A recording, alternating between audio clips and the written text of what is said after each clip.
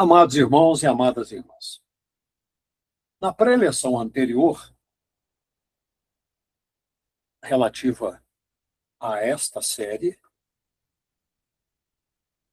concluí propondo-lhes um fato e uma questão, porque diante do chamado final de Deus, precisamos responder-lhe com toda a nossa força e de todo o nosso coração e de toda a nossa alma. Entre Bezerro e Mishkan, quem somos e quem seremos? Pedi-lhes, na ocasião, que internalizassem esse ponto crucial e inadiável e refletissem ao longo da semana, que acabou sendo mais do que uma semana, sobre a pergunta formulada. Pergunto-lhes apenas retoricamente: assim procederam? Hoje, vamos prosseguir com a apresentação do estudo sobre o gravíssimo, para dizer o mínimo, incidente do Egelazav. Desculpe, Egelazav, narrado em Shemot, Êxodo 32. Como falei, essa série será trazida a vocês de modo fracionado, em vários blocos. Por quê? Esse foi um dos eventos mais dramáticos, complexos e teologicamente densos de toda a Torá. Ele marca a primeira grande crise da recém-formada, na verdade, nem tão formada assim, nação de Israel, após o recebimento da Torá no Har Sinai, no Monte Sinai. E tornou-se, ao longo dos séculos, um símbolo permanente das vulnerabilidades humanas diante do sagrado, da instabilidade espiritual, da ansiedade religiosa e da tentação de materializar o divino. Ao lado do dilúvio, nos dias de Noé, da Torre de Babel e da rebelião de Corah, o bezerro de ouro, Eguelá Zahav, é uma das narrativas que moldam a autoconsciência de Israel como povo, chamado à santidade, mas profundamente susceptível a recaídas. A importância teológica desse episódio é tão grande que, na tradição judaica, citando como exemplo, é considerada a raiz de todas as outras transgressões coletivas. Opinião dos sábios judeus. Além disso, permitam-me um parêntese. Nos cultos sabatinos presenciais, temos estudado minuciosamente o Mishkan, ou santuário no deserto. No entanto, para entender plenamente o Mishkan, sua função e seu significado espiritual, é impossível ignorar o bezerro de ouro. A relação entre os dois eventos, o pecado e o espaço sagrado, é tão relevante que vem sendo objeto de debates exegéticos seculares e rabínicos há mais de 2000 anos. O episódio que estamos examinando levanta questões fundamentais. Vou elencar 7 para vocês. Como um povo que testemunhou a revelação no Sinai pôde tão rapidamente fabricar um ídolo para adorar? Qual foi exatamente a transgressão cometida? Foi idolatria plena? Foi um erro da mediação por Moshe? Foi pânico coletivo? Qual o papel de Aarão? Arão, covardia? Estratégia? Concessão? Diplomacia desesperada? Por que Moisés, quebra as tábuas? Raiva? Ato jurídico? Estratégia teológica? Qual a relação causal entre esse pecado abominável e a ordenança, logo em seguida, do Mishkan. A prescrição do Mishkan foi preventiva ou terapêutica? Ou terá executado ambas as atuações? E, finalmente, se a idolatria do bezerro não tivesse ocorrido, o Mishkan existiria? Se afirmativo, com as mesmas funções, com os mesmos significados?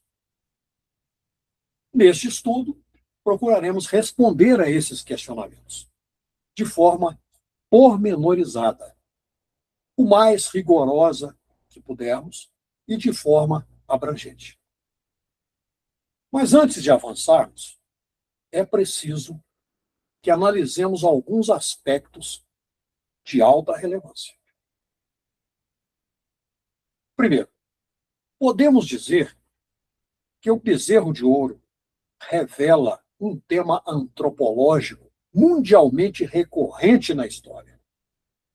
Vocês dirão, como assim? Do que se trata? Explico-me. O ser humano, de modo geral, tem enorme dificuldade em relacionar-se com o puro abstrato. Sua espiritualidade, de modo geral, precisa de símbolos, rituais, objetos, espaços.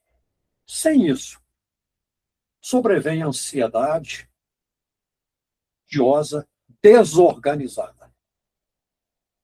A narrativa bíblica, especialmente a Torá, reconhece esse mecanismo psicológico, não para legitimá-lo indiscriminadamente, mas para canalizá-lo apropriadamente. E é justamente aí que se encontra a ponte direta com Mishkan.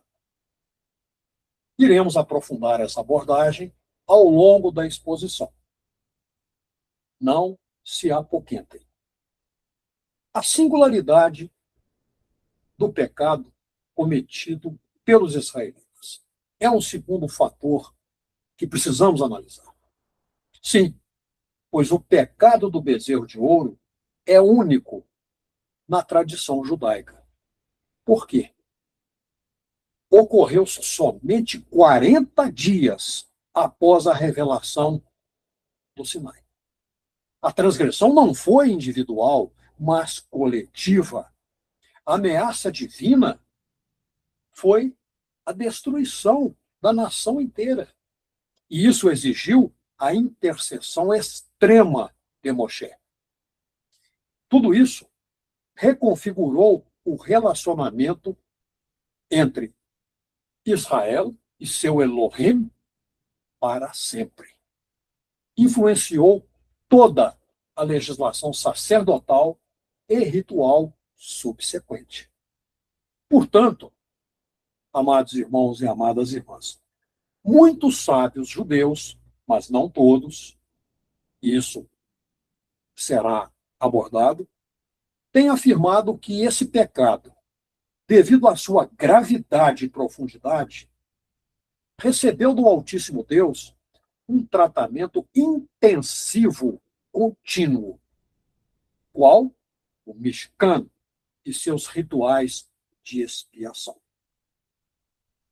Um outro aspecto fundamental que precisamos destrinçar.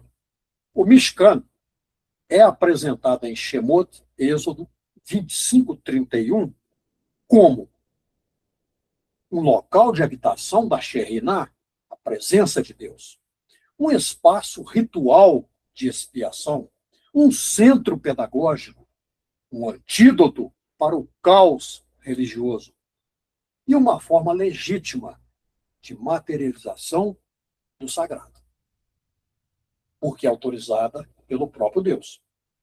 Nessa altura, entendo que possa ter surgido em vocês a indagação. Mas, quando esse projeto do Mishkan foi ordenado por Deus? Antes ou depois da idolatria do bezerro de ouro? O Mishkan foi uma ação reativa divina que gerou uma consequência? Na sabedoria judaica, há duas linhas tradicionais. Uma delas, preconizada pelo sábio Ramban, intitulada Abordagem Preventiva. Segundo esse sábio, o Mishkan foi planejado muito antes do pecado. Era parte do plano divino ideal. Porém, existe um grupo liderado por Rashi, que muita gente pronuncia Rashi, chamado Defensores da Abordagem Terapêutica.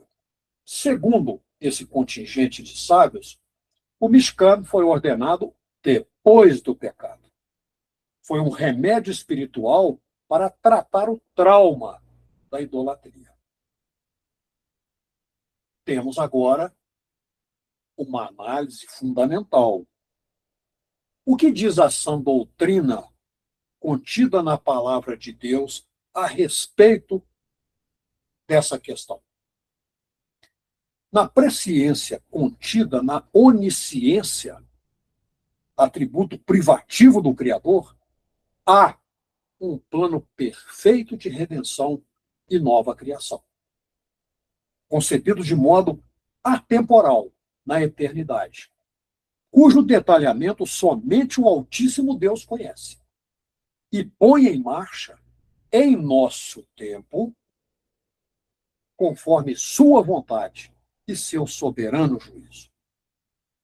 No âmbito terreno, dentro da sã doutrina, nossa vida decorre em fluxo sequencial de ontem, hoje e amanhã, que está totalmente fora de nosso controle, mas encontra-se sob o estrito comando e total conhecimento do Criador. Um outro aspecto que precisamos examinar, o chamado viés comparativo. Do ponto de vista religioso, filosófico e psicológico, o bezerro de ouro não é um incidente remoto. Ele simboliza algumas coisas. Por exemplo, a fragilidade humana diante da ausência, a busca pela concretude, o anseio por mediação, o medo do invisível e a tentativa de fabricar soluções rápidas, imediatas. Por sua vez, estamos aqui comparando bezerro de ouro e Mishkan. Por sua vez, o Mishkan representa a estrutura, a disciplina, a ordem, limites, pedagogia, transcendência divina canalizada. Essa conjuntura, de um lado, caos, do outro, ordem, de um lado, ansiedade, do outro, estrutura, é, em sua realidade última, atemporal. Porém, em nossa perspectiva de pessoas aprisionadas no tempo, os eventos parecem ocorrer com base em uma sucessão, na qual algo veio antes e outra coisa ocorreu depois. Outro aspecto a ser relevado, o contexto. É necessário também reconstruir um ambiente histórico, psicológico e teológico em que esse evento surge.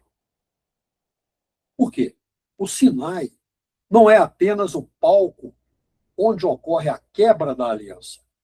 É o espaço de transição mais profundo e dramático da história de Israel. Ali se forma, simultaneamente, uma nova espiritualidade, uma nova identidade social, um novo código ético, um novo tipo de liderança e uma nova relação entre humanidade e o Altíssimo Deus. É imprescindível considerar a condição sociológica daquele povo pós-Mitzrayim, pós-Egito.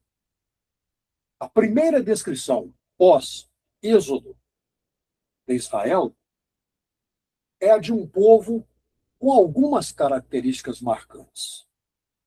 Sem experiência de autogoverno, sem tradição própria de culto estruturado, sem instituição sacerdotal organizada, sem identidade nacional consolidada, sem memória civilizacional autônoma e carregando séculos de exposição a uma cultura religiosa altamente baseada em imagens físicas.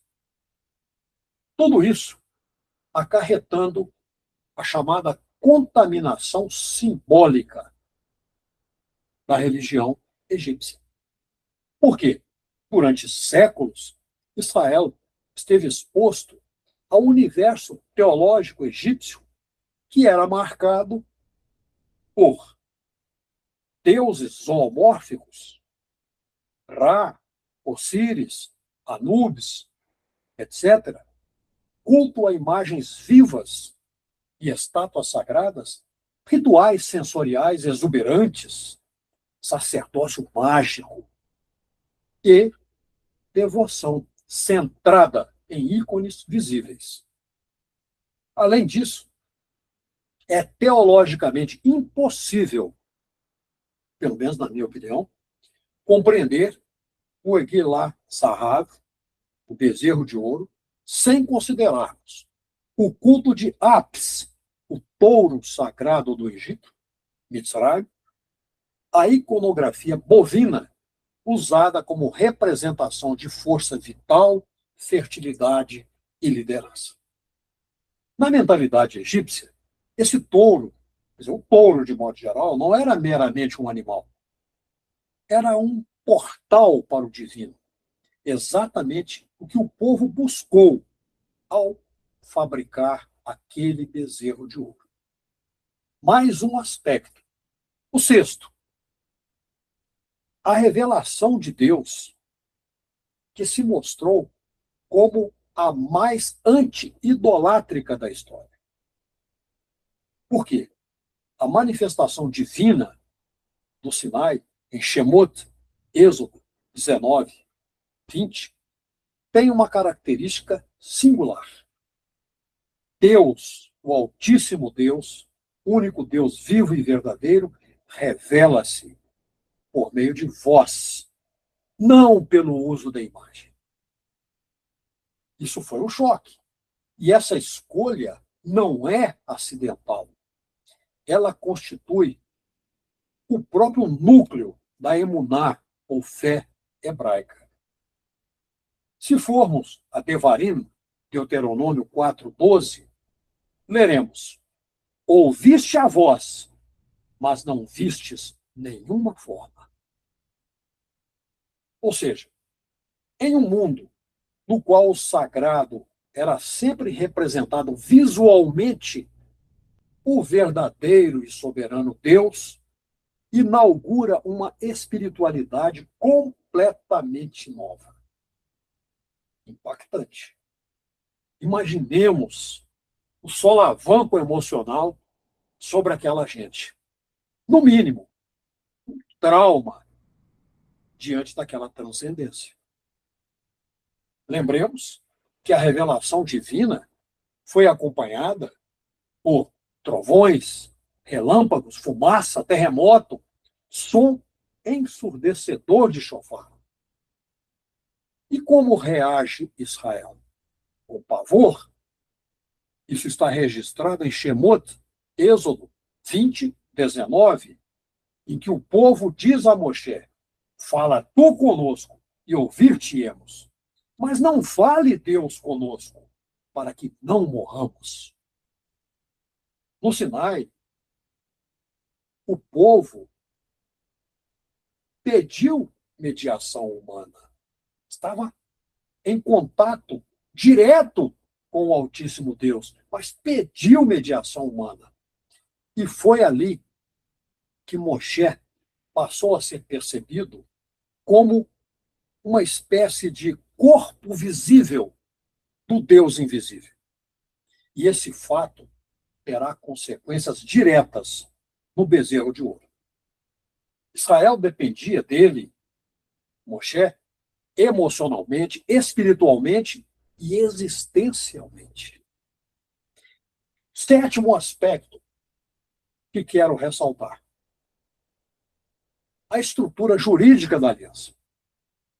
Lembremos que o pacto no Sinai é composto por 10 pronunciamentos. Aseret, Adibru, ou Adevarim, livro da aliança, Sefer Abrit, sangue da aliança aspergido sobre o povo, presença da Shekhinah, presença de Deus na montanha, entrega das tábuas como documento oficial escrito.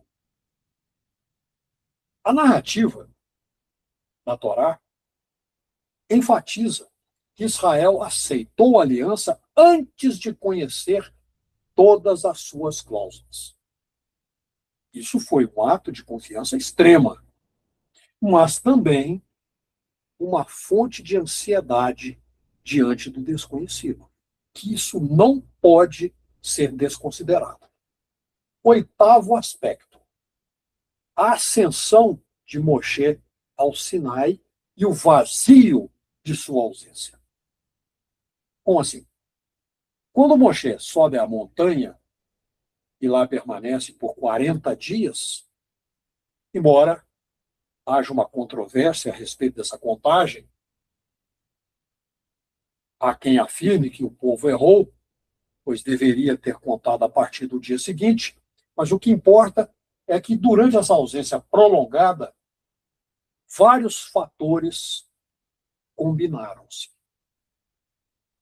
A ausência do mediador, o silêncio do divino, porque o povo não escutou mais a voz de Deus. Isolamento físico da montanha, terror espiritual. Surgiu uma incerteza naquela gente sobre o futuro.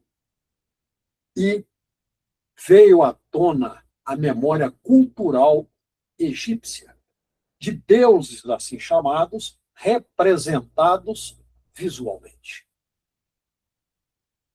Israel entra em um estado que a psicologia moderna reconheceria como caracterizada por ansiedade coletiva, síndrome da ausência do líder, e isso gerou pânico espiritual. O fato é que o povo israelita foi tomado de medo de abandono, sensação de perda de controle, iminência do caos e necessidade imperativa de intervenção ritual. Essa vulnerabilidade é um terreno fértil para a idolatria e abre o espaço para o desejo de produzir um objeto visível, tangível, palpável. Israel, até então, não possuía ainda um hábito religioso ordenado, uma liturgia estruturada, um calendário ritual, um espaço sagrado físico. No dia do evento do bezerro de ouro, o povo está em um verdadeiro branco litúrgico, o que explica por que a narrativa enfatiza o seguinte, em Shemot, Êxodo 32, 6. E o povo levantou-se para comer, beber e divertir-se. Esse divertir-se, e o verbo que aparece lá é letzachek, tem conotação de comportamento descontrolado e ritualístico, sem supervisão sacerdotal, aproximando aquela gente ao que era constatado, vivenciado lá nas práticas egípcias. Mais um aspecto a ser devidamente enfatizado. a proximidade e a distância. Por quê? A experiência no Sinai é marcada por um paradoxo. Deus, o Altíssimo Deus, está perto, falando, revelando-se. Porém, o Altíssimo Deus está inacessível, cercado por limites, trovões, fogo, nuvens. Esse paradoxo gerou tensão emocional. Por quê? Israel desejava proximidade, mas temia o contato direto. Israel queria ver, mas não podia ver. Israel queria ouvir, mas não suportava ouvir. Essa tensão é a semente, tanto do bezerro de ouro quanto do Mishkan. Além disso, o Sinai era um ambiente liminar, ou seja, transicional. Por quê? Ele não era o Egito, mas também não era ainda a terra prometida aos israelitas. Não é cidade, não é templo, não é deserto comum. Quando recorremos à antropologia, percebemos que ela reconhece lugares liminares como espaços de alta intensidade espiritual e vulnerabilidade psicológica. Por isso, nós constatamos que naquele ambiente, naquela conjuntura, Israel estava fora da civilização, sem referências visuais de culto, com as quais estava habituado no Egito, exposto ao sublime, emocionalmente saturado, espiritualmente despreparado e, portanto, psicologicamente permeável. Essa condição conjunta prepara o terreno para o colapso que aconteceu em Shemot, Êxodo 32. Chegamos ao 10º aspecto. Na verdade, a síntese do que foi apresentado. Podemos perguntar: por que o bezerro de ouro era possível e quase inevitável? Combinando todos os elementos descritos até aqui, formamos um quadro coerente. Um povo recém-liberto, sem tradição ritual própria, ainda carregando influência profunda do imaginário religioso egípcio, sob o trauma da revelação não visual do Sinai, com dependência extrema de seu mediador, Moshe, com extensa ansiedade frente à ausência de seu líder no 40º dia. Vivendo uma situação de ausência de um espaço ritual legítimo. Tudo isso contribuindo para o afloramento da tendência humana natural de materializar o sagrado. Tudo isso agravado pela falta de liderança sacerdotal estruturada e falta de mecanismos de expiação contínua. Assim, amados irmãos e amadas irmãs, o bezerro de ouro, nessa perspectiva, não é um fracasso moral isolado, mas a manifestação explosiva de um conjunto de tensões acumuladas. E é justamente esse conjunto que o Mishkan será, na verdade, já estava projetado para sanar. Esse tema será aprofundado em blocos posteriores. Provisoriamente, termino este bloco e digo amém, amém.